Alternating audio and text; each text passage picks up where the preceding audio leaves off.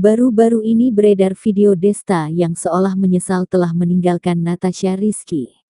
Seperti diketahui, perceraian Desta dan Natasha Rizky memang telah terjadi hampir setengah tahun lamanya. Meski demikian, gerak-gerik keduanya masih menjadi sorotan publik. Sebab baik Desta maupun Natasha Rizky masih menjalin hubungan baik demi ketiga anak mereka yang masih kecil. Momen yang melihatkan Desta menyesal ini terekam kamera saat Desta menjadi host di salah satu acara televisi. Pada salah satu segmen ia diminta untuk menirukan gaya Choky Sitohang. Menariknya, pemilihan diksi Desta saat impersonate Choky Sitohang justru menjadi tanda tanya.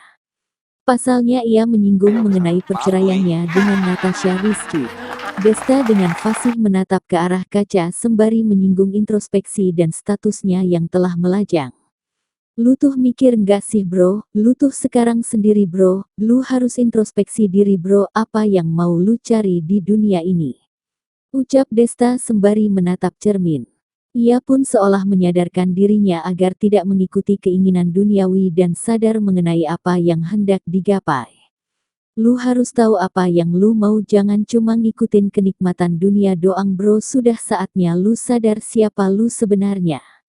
Ingat ya bro," sambungnya.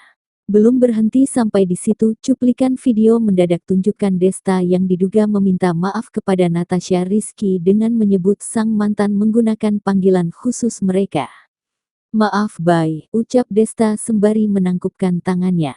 Alhasil cuplikan video ini mencuri perhatian publik dan menuai beragam komentar. Tak sedikit yang menduga Desta menyesali perceraian.